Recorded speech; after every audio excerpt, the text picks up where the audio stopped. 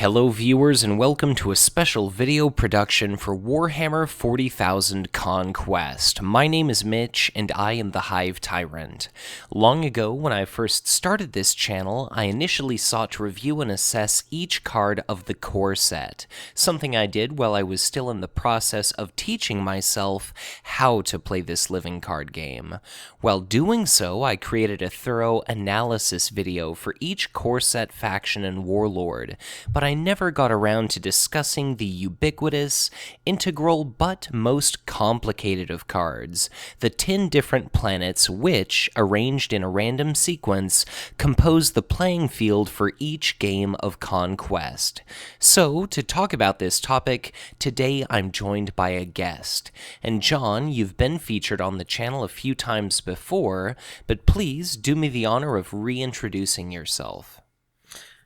Hi there, my name is John Gobeil, and I enjoy Conquest. I'm one of the admins for the Conquest Facebook group, and I play Conquest here in Toronto, and like to think I do rather well in my own right, so that's me.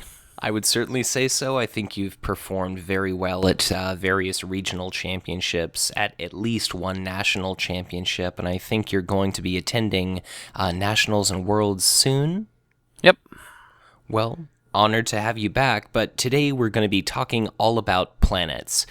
As I'm sure everyone listening to this knows, they're randomly distributed each game. There's a total of 10, but any given game of Conquest, you only get dealt 7. The first 5 are face up, the following 2 are face down, and they range somewhere between having a value of 0 to 2 resources and 0 to 2 cards. Some strike a balance where they offer some cards some resources, some offer a paltry amount of either, and some really focus on card draw or resource generation. But, John, you're a pretty competent player. I've got nothing but the utmost respect for you. When you sit down and play a game of Conquest, when you turn up the first 5 planets, what exactly do you think about? Actually, the very first thing I do is I look at my hand, because, you know, you've got your planets visible before you choose to mulligan. Right. And I think one of the first choices I make, first of all, is if I have a hand where I have, say, like a 4 cost, like a Wild Rider Squadron or something like that, and maybe, you know, one other unit that I can put out. You know, putting out 2 units isn't very good, but depending on what you see on the, I usually call it the flop, the first 5 planets, you know, you can sometimes work with that, right? Like if, I think it's Taurus, which is the 3 cards, 3 resources planet comes out, then you can very easily, you know, say you'll lose more command because you only got 2 units, but you can make it up if Taurus is there or something along those lines. But as a general assessment, I take a look at you know, when the earliest victory condition is. I think that's one of the most fundamental things to see.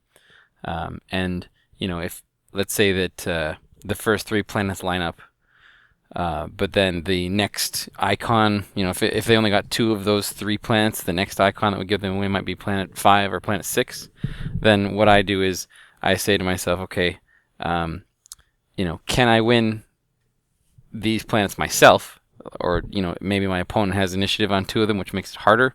And if that's the case, then I will probably ask myself, you know, which planet is easier for me to win on based on the deck I'm playing or whatever. And of course, much like all plans in war, as soon as reality hits things, your plans go out the window, because, you know, if you were planning on winning planet 2, by turn 2, the game state could change entirely, and you might be completely overwhelmed at the planet, or who the heck knows, right? Depending on what your opponent deploys and what happens with battle abilities and where he sends his warlord and all that sort of thing. So you sort of have to reevaluate on the fly over and over again. Yeah, and what's kind of complicated about this subject is there's so much to talk about all at once, and trying to figure out some sort of sequence to hit each subject is a little bit difficult. Later in this video, we'll be talking about each planet specifically, how to use their battle abilities offensively and defensively, but you've already talked about being very mindful of victory conditions, how things may change from moment to moment in regard to if you're able to easily block your opponent from winning, or if you're able to maybe unexpectedly shift things in your favor, how do you generally go about assessing economy? So when do you deploy units in pursuit of resources versus cards? Like, let's kind of broach that subject. All right, well, as anyone who plays Conquest enough will notice that sometimes, depending on what planets you see throughout the game, you can have games where it's really, really tight on resources or really, really tight on cards. Like you might see a game where, the first planet is 2 resources, and then from that point on, it's the 0 resources and 2 cards, 0 resources and 2 cards, and sometimes it's 0 resources and 1 card planet, and then a 1 and 1 planet, and you're like, okay, so after this first planet is gone, there may only be 1 resource out of command, which makes that resource much more valuable because it's the only way you're going to get extra resources short of your HQ phase, right? Or, card abilities or something like that. You pay a lot of attention to scarcity. I think you have to, or at least make it so that your opponent has to pay more to get those. If there's only 2 resources out and it's at the same planet, put up a little bit of a fight so that they don't just walk away with the 2 resources and have 50% more resources per turn than you do or something like that. Sure. But on the other hand, if you know that your opponent is short on cards, like if you look at your opponent turn 3 and they've got 12 resources but only 2 cards, then you know that whether obviously it's beneficial to go for what you need as well in command, but on the other hand, if you can starve your opponent of what it is that they need, it's more beneficial to you. Also, that sort of thing gives you more information on where they may commit their warlord in the turn, which would allow you to catch them in the act of trying to steal, the only 2 resources from you or something like that. Set yourself up for a better play knowing that they're going to send their warlord there and allow you to, ping them with Aatrox Prime or shove a big unit in their way with Planum or something like that. Well, on the subject of warlord committing and playing combat-focused units, economy-focused units, how exactly do you assess where you should be playing your powerful units and where you should be dumping your economy ones, knowing all the time that each planet has a unique battle ability that you may or may not want to go after yourself? Like, how do you try to balance that, as abstract as that question is? Well, I wrote an article previously about command struggle, and so I sort of broke down units into army units into 3 different types of units. There's sort of the combat units, there's the command units, and then there's the ones that are a bit more versatile that can they're decently costed, so you could play them up for command, but they've got some meat to them, so you could actually use them in a battle as well. And generally, I would say, short of there being, like, say Planet 1 was the only red planet and it didn't matter, you normally would play the beefier combat units, or the hybrid units, or whatever you want to call them, that can do both functions in the first 3 or so planets. Right. And then you put your weenie command units further down the line, because obviously you want to keep them away from battle as long as possible. Right, and they're not necessarily guaranteed to see combat. Yes, that's correct. And if they never see combat, then that's great. The other thing is that if I, like, say I'm looking at the board state and I have more cards or more units in play than my opponent, and Taurus is out there at, say, planet 4 or something like that, right? If I know that my opponent is probably looking to trigger a battle ability that could be really beneficial for it, like Taurus when you've got less units, or Yvarn if they're a Chaos player, or a player playing an Elite deck, then I might take like a combat unit and put them at that planet for command and to give a bit of a deterrent from them sending their warlord there. Like if I'm an Eldrath player, so if there's all of a sudden there's a Starbane's Council sitting at Taurus, you may not be sending your Shadow Sun over there to try to steal command and trigger some battle abilities, because you're going to get smacked around. Well, that certainly seems like very sage advice for where exactly you're wanting to deploy your own units, but let's say if you find a battle ability somewhere on the board that you're really wanting to trigger, and you want to send your warlord to that planet, and you might win command by default, how does that kind of complicate, or how does that affect your deployment decisions? Well, I mean, if you want to trigger the battle at Planet 4, let's say the battle ability at Planet 4, then you know you've got some choices. If you know you're going to send your warlord there already, then if your opponent is sitting there with just like a void pirate or something like that your warlord can take no problem, then I wouldn't bother, deploying units there, because if say I put a 2 command icon unit over top of the void pirate and I'm winning command at that planet. If I'm already sending my warlord there to win command anyways, then it was sort of a waste.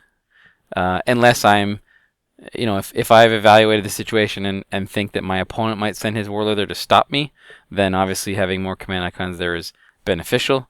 And if I put units there, it is a deterrent for him to send his warlord there. But like say I've got combat units at Planet 1, and then a command unit at Planet 5 and Planet 3, and all of a sudden I put like a 3 or 4 cost combat unit at Planet 4. I think I might be tipping my hand a little bit that I might be trying to send my warlord there to trigger the battle ability, and I've got some backup just in case things go sour. But as a general rule, I like to say that you put command units out at places where you're not planning on sending your warlord, and then you don't put command units out at places where you are sending your warlord. But of course, then the third rule for me is don't always follow those first 2 rules. Sure. Because then you're just telegraphing everything that you do to your opponent. So you need to keep it interesting and keep them guessing.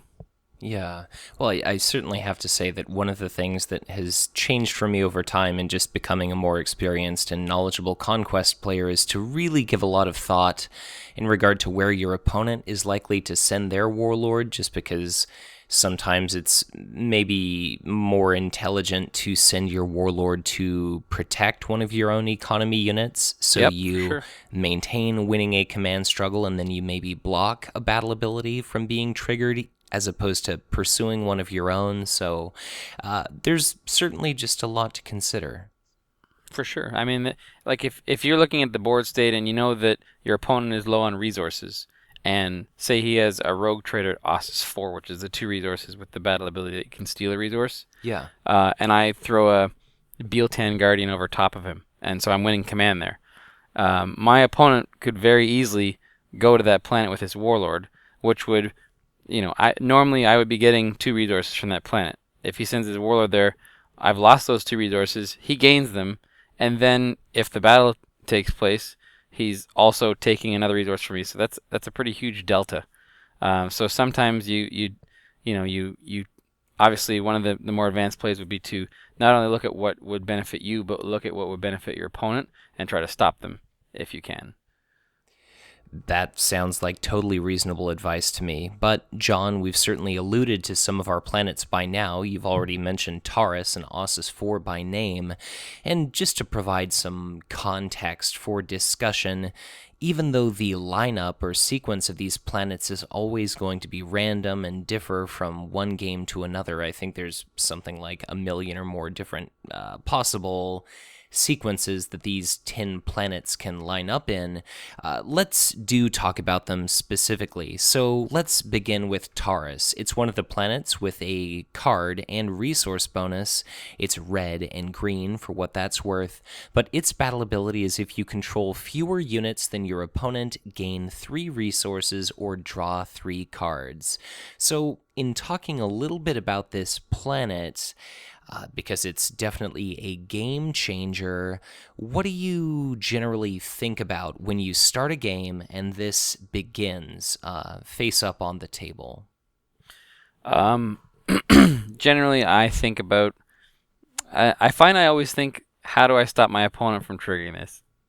I should probably think about it both ways, but if the first play is my opponent playing a 4 or 5 resource unit at Planet 1, and Taurus is out there, I can't go and start flooding the board with command units because as soon as I put out, a third unit or something along those lines, if I don't have some combat units at Taurus to stop it, then they're going to get some money or some cards, and it's actually a really excellent planet that's built into the game as sort of a catch-up mechanic.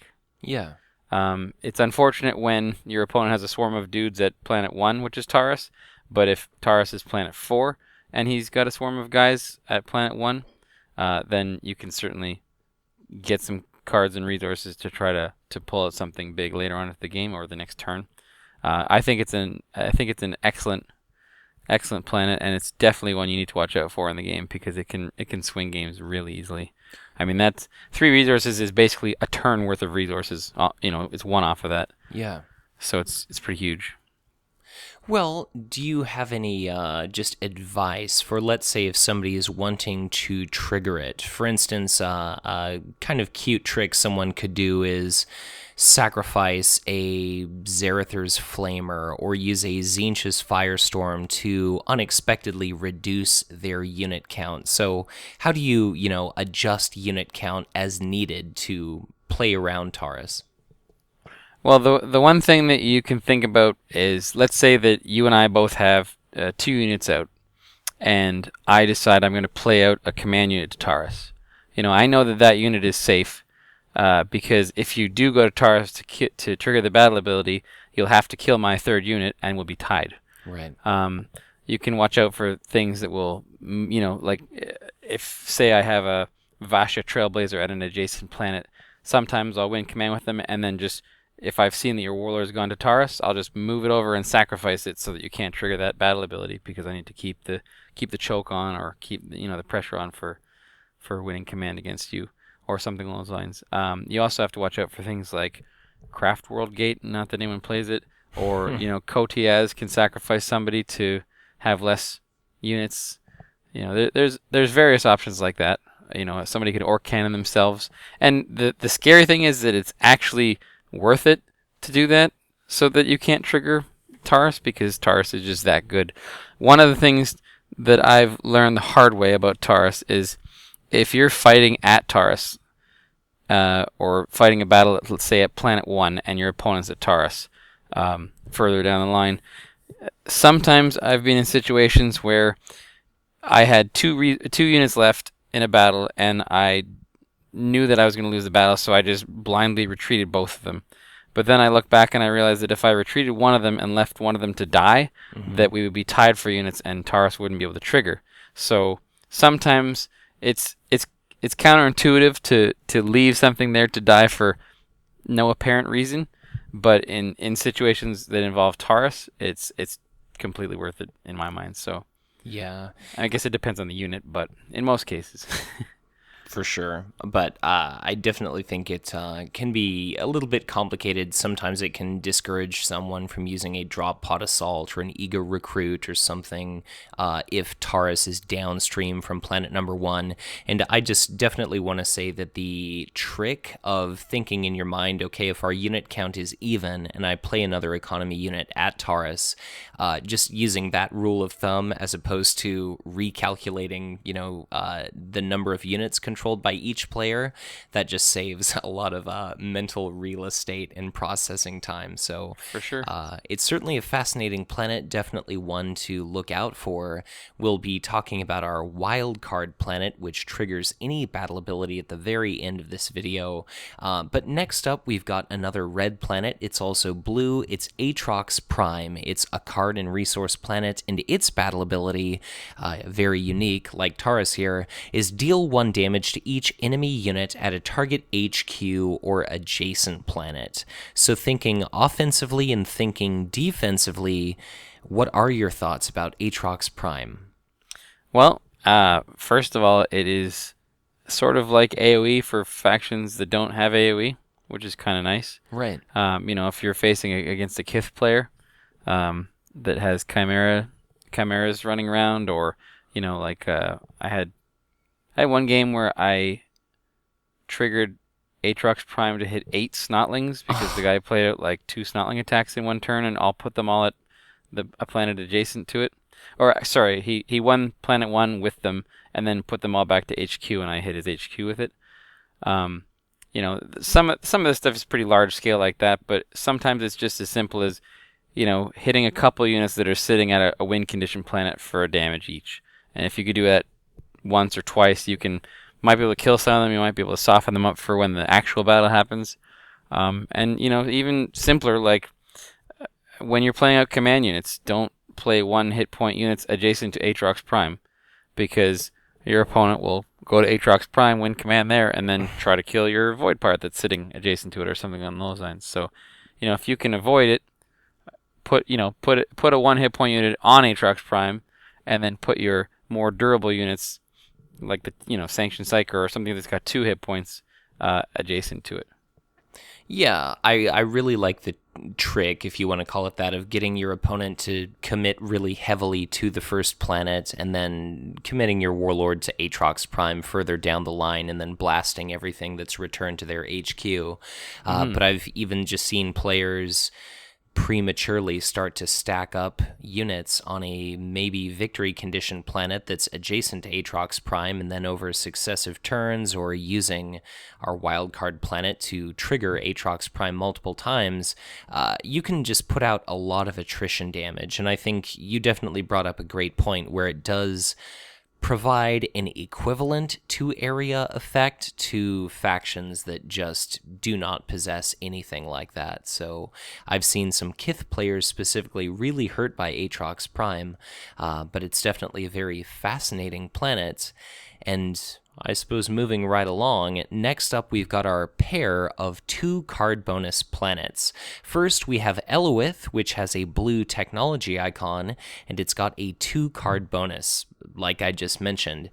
Its battle ability is to search the top 3 cards of your deck for any card you'd like, you add it to your hand, and you put the remaining cards on the bottom of your deck in the order of your choice. So what are your thoughts about Elowith? Well, if you need cards, it is a fantastic place to go. There's really not that much more to it than that. Sure. I mean, if you win command there, you get 2 cards, which is great. If you happen to take that command struggle away from your opponent, that's a 4-card swing right there. And if you trigger the battle ability because you're looking for something specific, as an Eldar player, sometimes I'm digging for a Gift of Isha or Doom or something like that because I know there's going to be some crazy stuff rolling through my opponent's HQ, then I'm more likely to see it by going to Elowith and triggering the battle ability. Yeah. So last time I checked, cards in a card game, pretty good. So yeah, they're all right. I certainly wasn't expecting too much crazy conversation to pop up from that one, but really the discussion I wanted to get at involves our next planet, which is Barlas. This time it's a green strongpoint planet. It's another 2-card bonus, but its battle ability is you discard a card at random from your opponent's hand. So what I'm mostly curious about is under what kind of circumstance do you go to one as opposed to the other? Well, if you are card choked, then you would probably go to Elowith because you're trying to find specific tools. Right. If your opponent has 7 cards, then discarding 1 card from their hand isn't that important. So you might as well just try to get a better card for your hand. But if your opponent is short on cards, Barlas is amazing because you're getting rid of one of 3 cards, let's say, or something like that. Yeah. And if you happen to stop them from winning command at that planet, again, it becomes they were going to get 2 cards. Now you've effectively taken them away from them and got them yourself. So those 2 planets, Elowith and Barlas, together can make some pretty big swings when it comes to card count. And in a game like Conquest, where you can just play cards for free as shields, that can be huge. Yeah, for sure. But next, we've kind of got the resource-heavy version of a couple planets here. So let's do Ferren. It's a red material-type icon planet, no cards, but it gives 2 resources, and its battle ability is to rout a target non-warlord unit. And I've seen some very devious things done with Ferren, but just talk about some of your experiences that you've had with this one. Well, routing somebody is always well, I shouldn't say it's always. It can be great depending on the unit. If you're playing against Broderick War and all of his guys are Astra Militarum, they're all sitting at greens, then the battle ability is nothing. But I mean, say this is sitting at Planet 1 because no one seems to care about the battle, because red icons don't matter for win conditions. But at Planet 2, your opponent has a big beast of a unit that you can't deal with right now, then Ferren is your answer.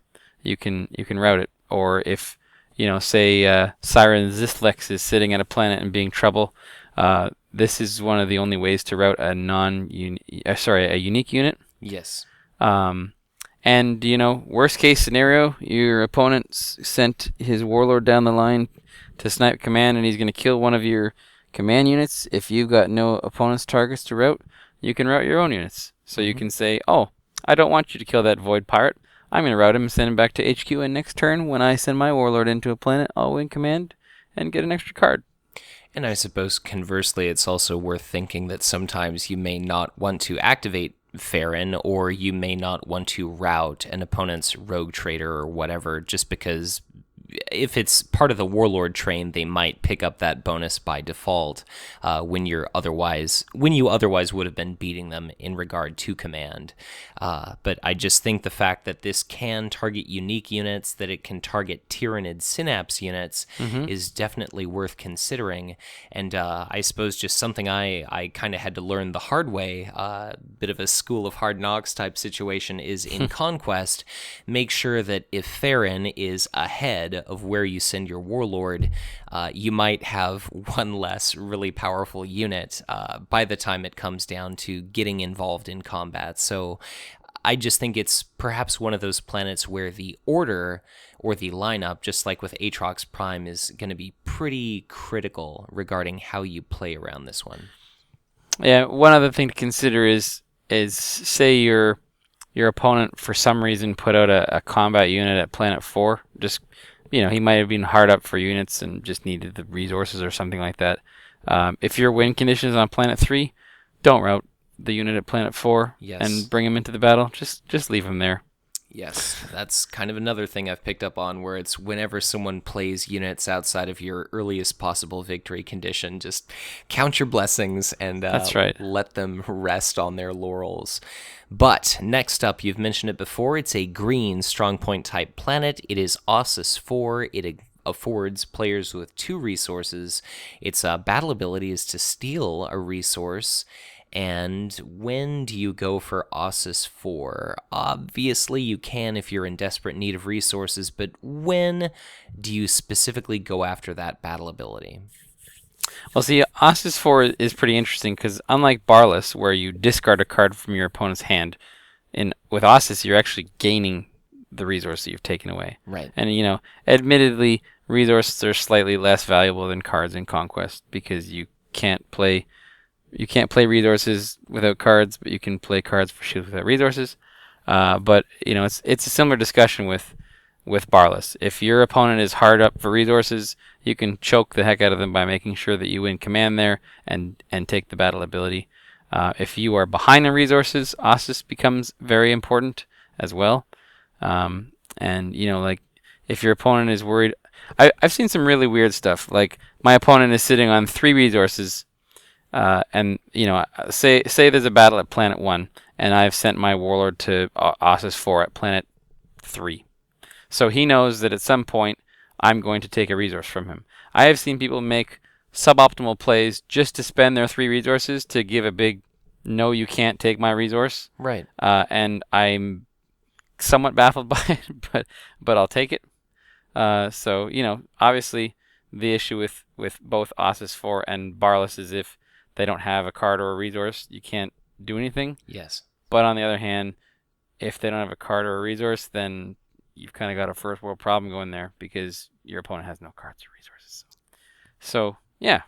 And Ausas 4 can make some massive swings in resources if you've got, if there's a Kato involved and a rogue trader, if I have a rogue trader sitting at Ausas 4 and instead of keeping him safe, I ignore it, and my opponent sends Kato to that planet. First, I was going to get 3 resources Now I don't have those resources, and Kato has them. Yeah. And then Kato kills him, gets another resource, and then triggers the battle ability and takes a resource from me. I didn't count that, but that's got to be about an 8 resource swing. So that's pretty huge. Yeah, it certainly can be, and it can be a little bit difficult to predict exactly how many resources players are going to be going into combat with, because it's difficult to know 100% for certain where the enemy warlord is going to go, and to be able to predict with 100% certainty how many resources you'll end up with. But Ausas 4 can be fantastic to shut off effects like Archon's Terror and Drop Pod Assault, or to enable you to use those of your own. So it's certainly a fascinating little planet. Yeah, I mean, I generally play the decks that are strong in command, like Eldrath and that sort of thing. And I find myself, say I'm winning command on 4 planets, and 2 of them have 2 resources and 2 of them have 1 resource, and I'm losing command on the 5th planet.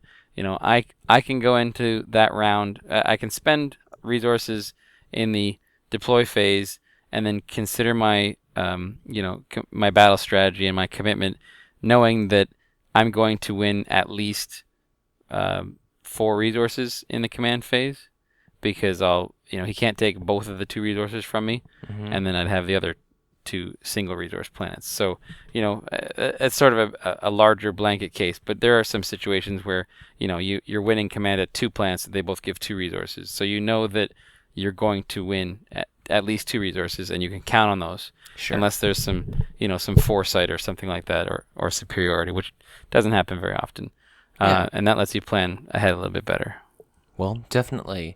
Our next planet is Planum. It's both green strongpoint and blue technology icon laden. It's a 1-card, 1-resource bonus planet, and its battle ability is to move a non-warlord unit you control to a planet of your choice. At the time of recording this video, the Death World cycle is about 3 packs deep, and elites are getting much more support than ever before. So, John, talk a little bit about Planum. What do you do with it, and what does it make you worry about? Planum is by far my favorite planet in all of Conquest, because the battle ability is just ridiculous. Generally, like, the first thing I do is, if I see Planum out at Planet 1, the first thing I do is I put a beefy combat unit out at Planet 1. Okay. Because I want to make my opponent realize that they will have to fight really hard for that if they want it, and it may not be worth it for the way that the icons are lined up for people's victory conditions. But for example, a Warlock Destructor, deploy action 1 on Planum at Planet 1. It makes a pretty strong statement, especially turn 1, saying, hey, if you want this planet, you're gonna have to fight for it. And the thing is, oftentimes my opponent won't put any people out at Planet 1 at Planum to contest it, but then they have to realize that they've been put into a difficult situation where, if they don't send their warlord to Planet 1, they might have a Warlock Destructor or whatever big unit I had at Planet 1 in their face, trying to wreck their plans. So there's a number of situations to use it. I do use it offensively. Like if I know, say my opponent went to Taurus to snipe command and try to get 3 resources. If all of a sudden I use Planum to shove something big in their face and they can't win the battle, then I've effectively saved it there, and now I've got a command icon probably sitting at that planet next turn to win command for me. Much like what you said with Ferren, it is non-warlord unit, so you can move. If you're playing a Tyranid player as a Tyranid deck, you can also move your Synapse unit. In some cases it might be to save your non-combat Synapse unit from getting beat up by an enemy warlord that guessed right, or one of the better things that I've seen people play is send Savage Warrior Prime to that planet, kill the command unit there, and then move Savage Warrior Prime to another planet to get another battle off and another battle ability, and that can get pretty gross. But as much as I like Planum for what I can do to people with it, it can get pretty scary when the tables are turned. If Planum is, say, Planet 2, and my opponent has a big unit at it, sometimes to make sure that I'm not giving them, free battle abilities and whatever else, I'll just make a point of sending my warlord ahead of Planum, because that way I know that big unit's not going to get sent in front of my warlord. Yeah. Because the battle ability won't trigger until afterwards. But yeah, there are lots of wonderful things you can do with Planum. It's a great planet. And being an Eldar player and liking to do tricksy things with mobility and Wild Rider squadrons and stuff like that, Planum is great. I guess another prime example of what you can do with Planum is, if you overcommit to Planum at Planet 1, then you can send one of the big units or the combat units that you won the battle with to Planet 2 next turn. One of the toughest games that I played in a regional last year was somebody put a Siren Zithlex at Planet 1, which was the wild card planet, as you call it, Karnath. Mm-hmm. Planet 2 was Planum.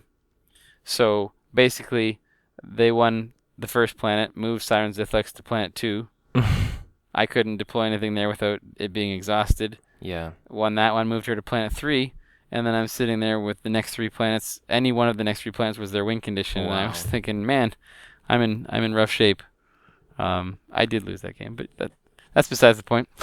Yeah, well, that sounds like an absolute nightmare, but just the things that Planum can do, it's absolutely incredible. Just like with Ferren, I've had my own fair share of eye-opening experiences when I was a fledgling Conquest player, just like, oh, I wasn't expecting this big unit to be suddenly opposite my warlord, and if you can shift battle abilities, just like flipping command struggles, it can be absolutely decimating. So Planum is definitely a hell of a planet, certainly something you want to be very aware of at all times. Even if you're just doing something like moving a unit from your HQ to a planet, and it's just efficient because then it's not arriving exhausted the following round or something, it's just incredible how many uses you can get out of it. So yeah, another thing now that I think about it is that sometimes you've got a couple of combat units in your warlord train at your HQ, and Planum is at, say, Planet 5. Your opponent probably wouldn't expect you to go to Planum with your combat units because you've got that train with you.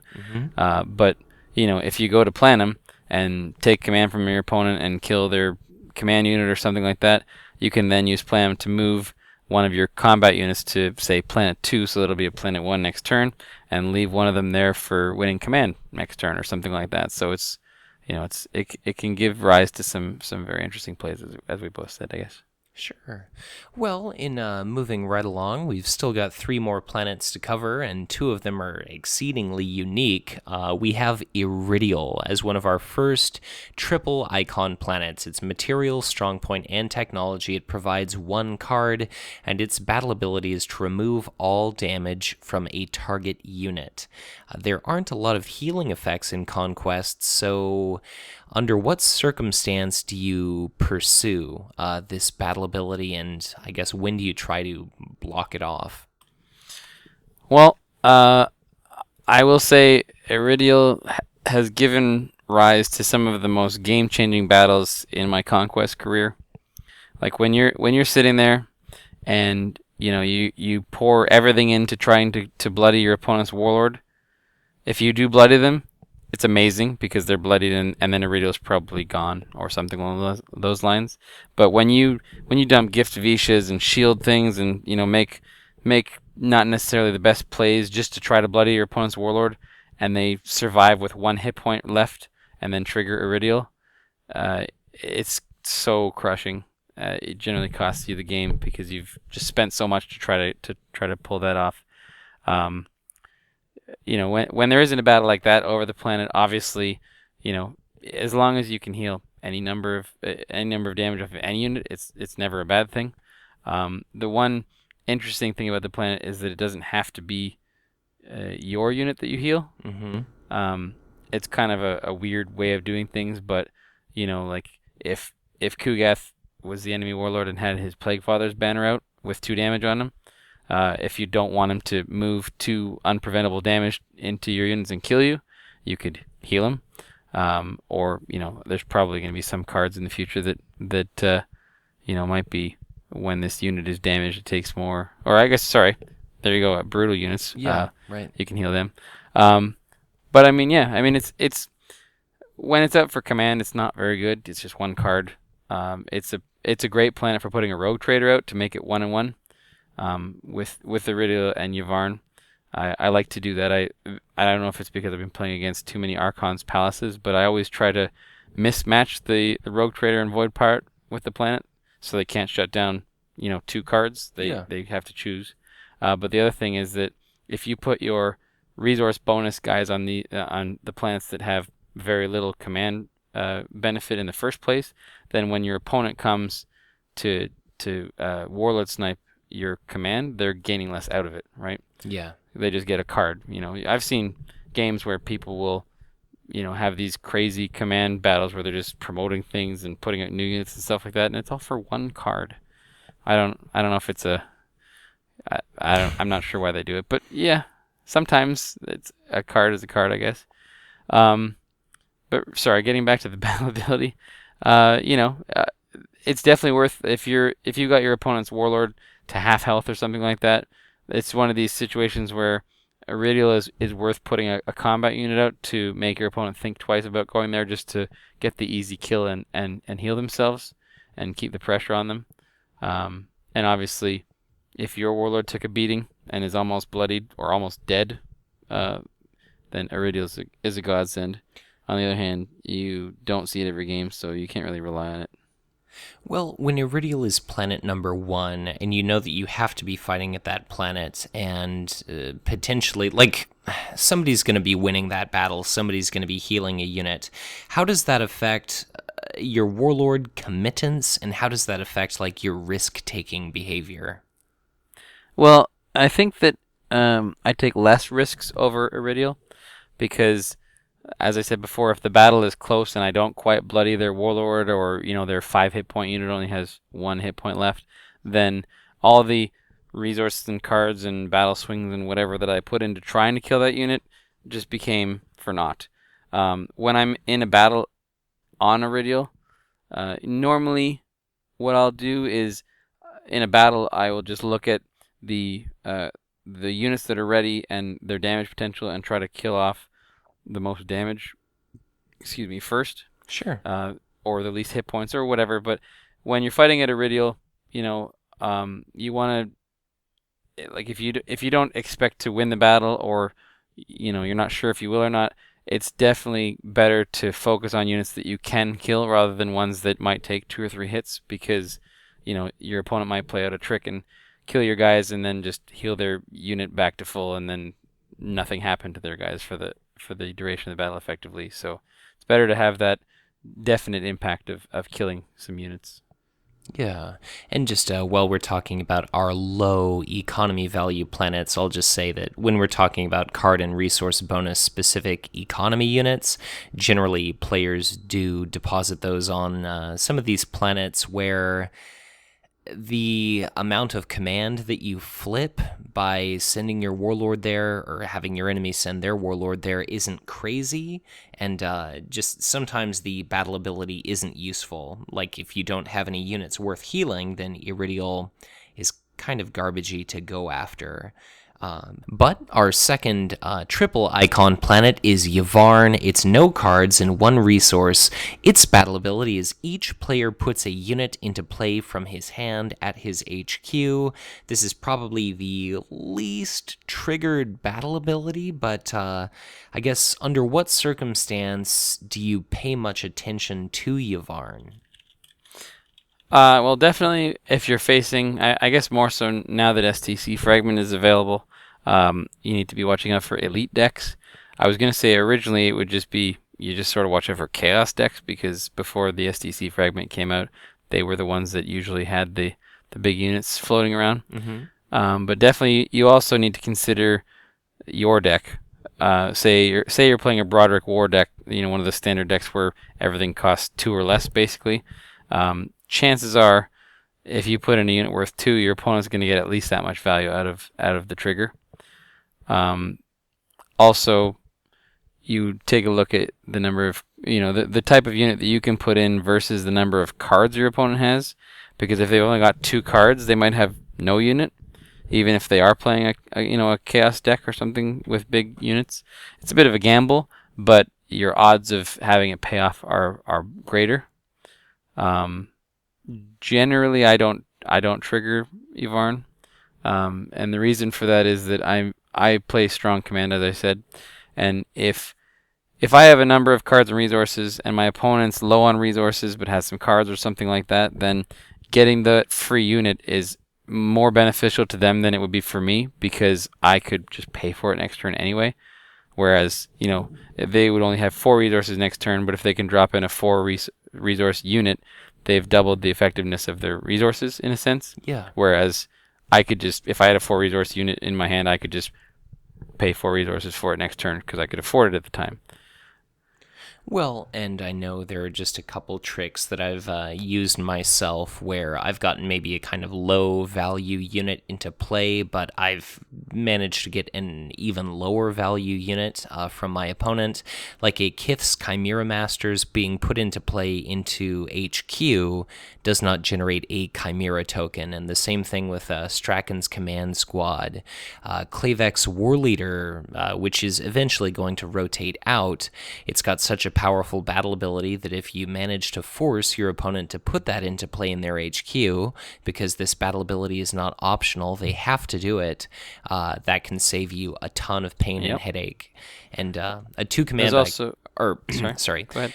And a 2 command icon showing up exhausted at a planet is rarely a bad thing. Yes, there's also, you have to look at the put into play versus deploy. They're two ways that a unit can enter play, but they're 2 very different definitions. So things like Sikaris Chosen only trigger when they are put into play, when they're deployed rather. I believe. Maybe I'm wrong on that one. Anyway, there's a number of units that their abilities trigger when they're deployed, but putting them into play doesn't deploy them.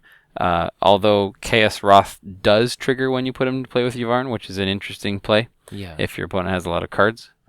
Yeah, I just think it's very important to consider the difference between put into play and deploy and at a planet as opposed to in an HQ.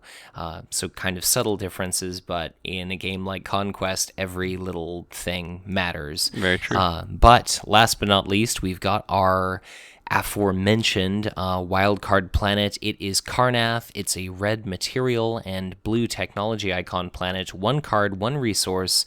It allows you to trigger the battle ability of any other planet in play. It doesn't mimic or copy the effects. You're triggering the other planet.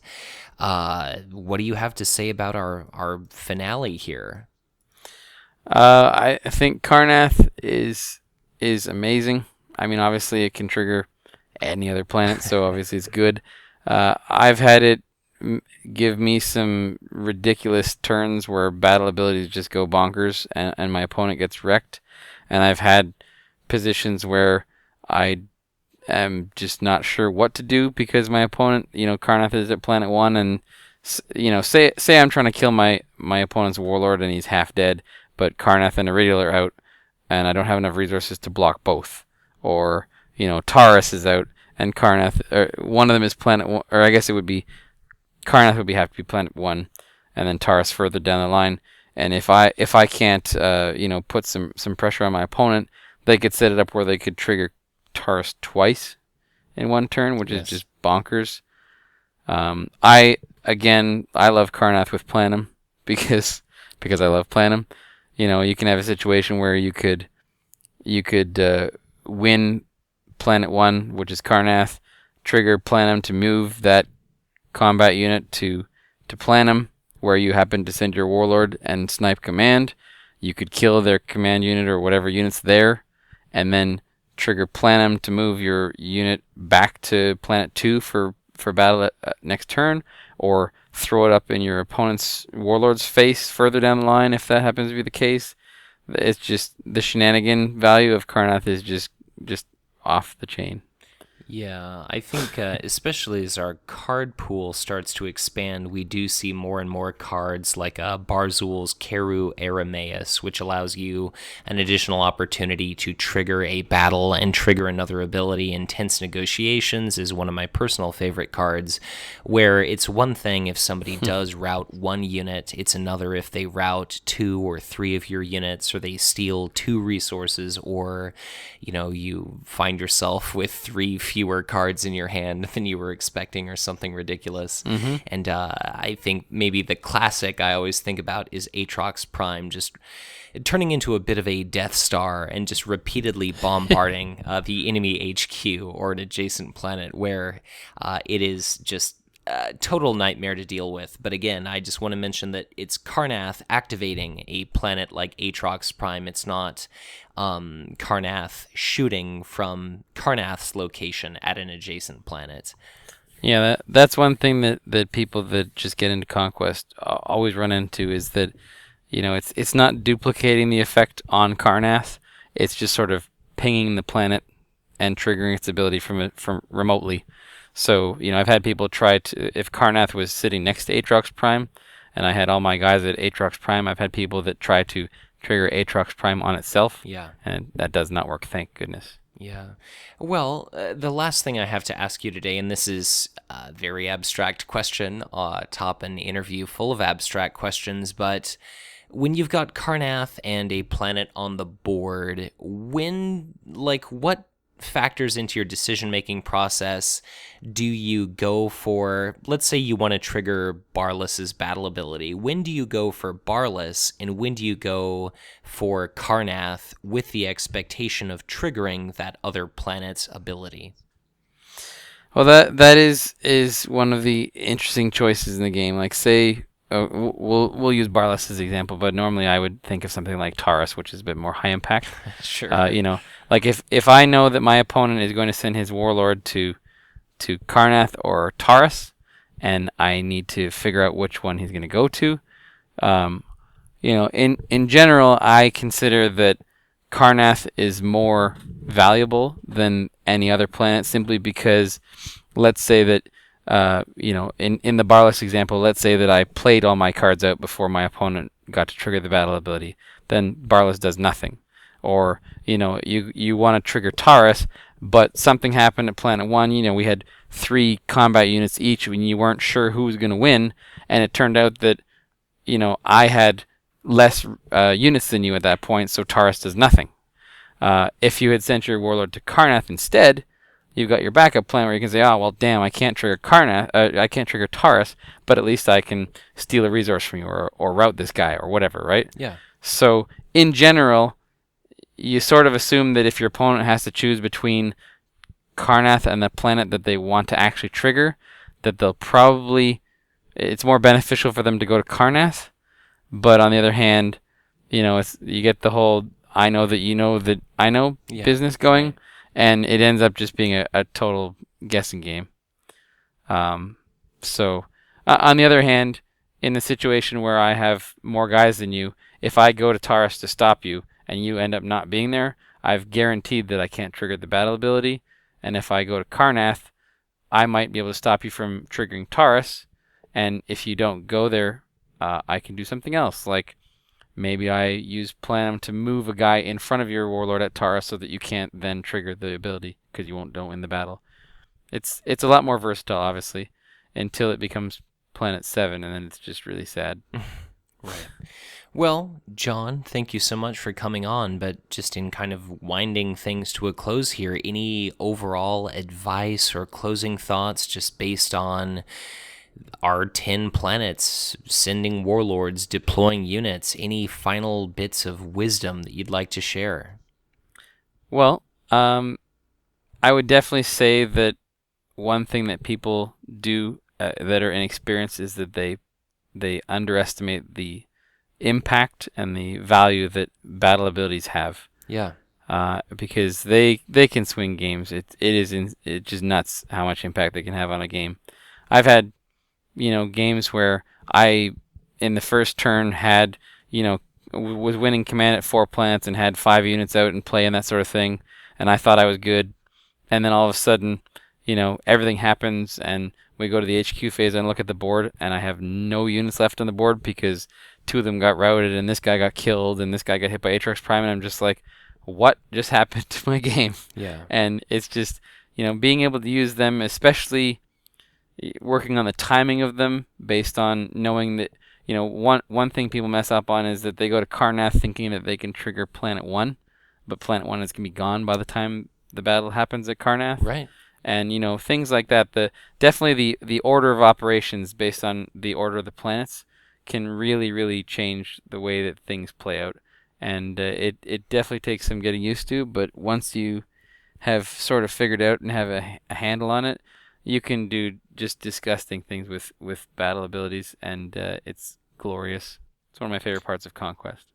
I certainly have to say it wouldn't be half the game it is without the existence of planets, and just not only, taking all the planets and their abilities into consideration where they are in proximity in relation to one another and in regard to adjacency, but just also minding your card pool. I don't consider myself a very experienced player, but for instance, when I played against the 2015 second place in the world player, Davis Kingsley, Tense Negotiations was a spectacular card in allowing me a good opportunity to get rid of some big problem unit of his. Whether or not he could have played around that or not, it's just, yes, battle abilities should not be underestimated because they can make an incredible difference in regard to how a game goes. I think a lot of players value maybe doing something along the lines of 4 deploy actions per game and being pretty stingy with their